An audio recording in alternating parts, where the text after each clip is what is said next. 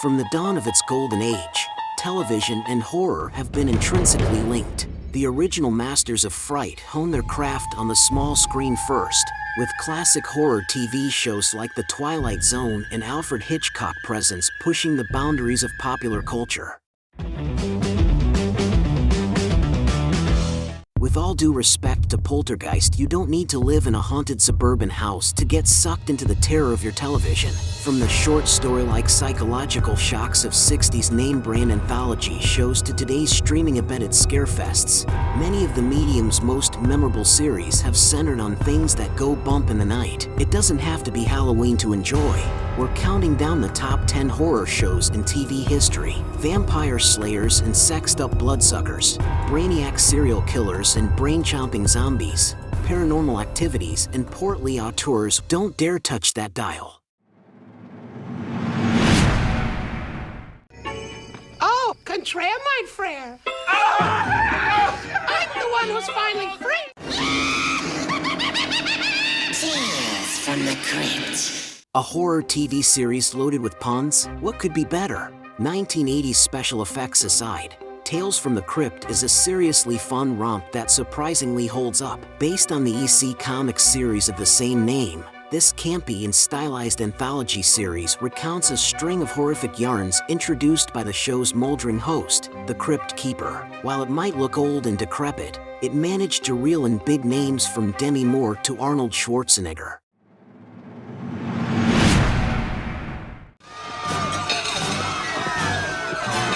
It's a cookbook! It's a cookbook! The Twilight Zone. While most TV promised little more than an entertaining diversion between commercials, there was one show that billed itself as a journey into another dimension. Rod Serling's genre-defining anthology series drew its stories from a who's who of the era's finest horror and sci-fi writers, creating an endless stream of standalone episodes that were equal parts spine-chilling and thought-provoking.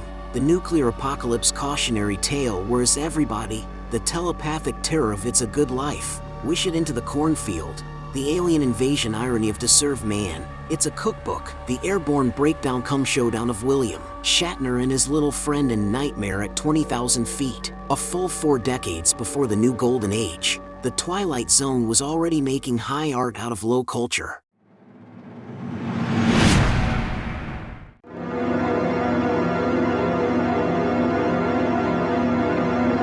I'm not making this up. I'm telling you the truth. You promised you'd never tell! Tales from the Dark Side. Laurel Entertainment decided to explore the potential for a television series based on Creepshow. However, Warner Brothers had the rights to some elements of Creepshow. Laurel chose to move forward with a series that omitted aspects of the movie that were owned by Warner Brothers. The result was Tales from the Dark Side, which explored the same themes as Creepshow, but discarded the framing device and other elements that were based directly on the comics. Some episodes were adapted from the works of well-known authors, or written by the authors themselves. Stories or teleplays by Frederick Pohl, Harlan Ellison, Clive Barker, Michael Bishop, Robert Bloch, John Cheever, Michael McDowell, and Frederick Brown were used over the course of the series. 2 episodes, Word Processor of the Gods and Sorry, Right Number, were based on short stories by Stephen King. The killer had to be an incredibly strong man. Not only were the necks broken, they were crushed. Kolchak the Night Stalker. Long before Mulder and Scully were so much as a glimmer in Chris Carter's eye, a different dogged investigator was cracking the cases too strange for the straight authorities to solve. That man was Carl Kolchak, Chicago reporter, whose dealings with the dark forces and crimes that the cops wouldn't touch helped inspire the X-Files 2 decades later. Kolchak starred in 2 TV movies about serial killers with supernatural origins, The Night Stalker and The Night Strangler, as well as the 1974 series that sprang from their success. Its Monster of the Week format eventually made McGavin miserable, leading to the cancellation of the show before it could finish a full season. But the period-appropriate paranoia, There really were sinister, supernatural happenings that were all around us, had a lasting impact on horror's conspiratorial side.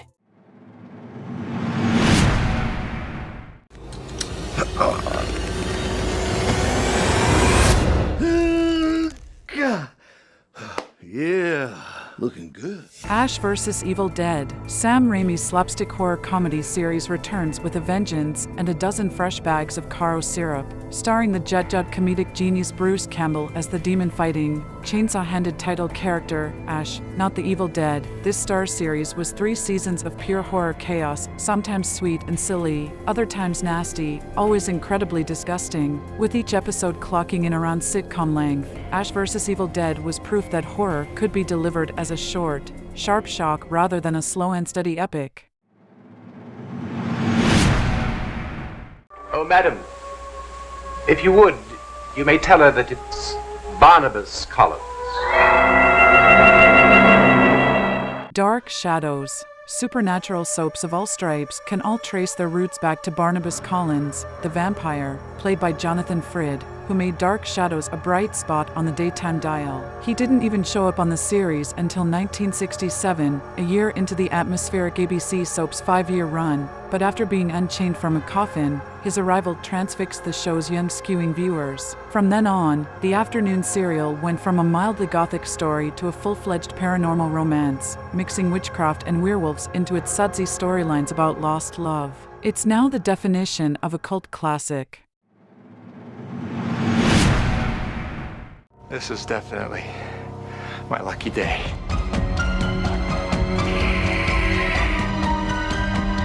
Masters of Horror. Take one look at the veritable who's who of talent involved with this Showtime series. John Carpenter, Joe Dante, Dario Argento, John Landis, and it's hard to claim that the anthology show did not live up to its name.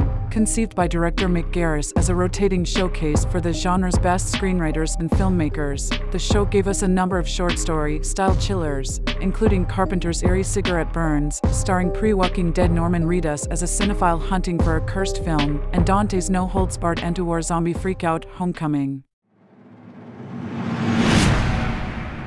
I see.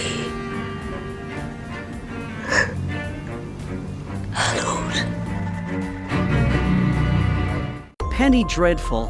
From Philip Jose Farmer and Alan Moore to Abbott and Costello, artists have been making mashups of their favorite heroes, villains, myths, and monsters for ages. What, then, could this Showtime series that combines characters from Frankenstein, Dracula, Dorian Gray, and Dr. Jekyll and Mr. Hyde have to offer that we haven't seen before? Plenty, including charismatic performances, notably from Eva Green and Josh Hartnett, gothic production design that's lush even by prestige TV standards, and countless other supernatural elements that add an atmosphere of, well, dread. But mostly, it has a willingness to treat the fears and desires of its characters as seriously as Mary Shelley, Bram Stoker, and Oscar Wilde did back in the day, and that makes all the difference.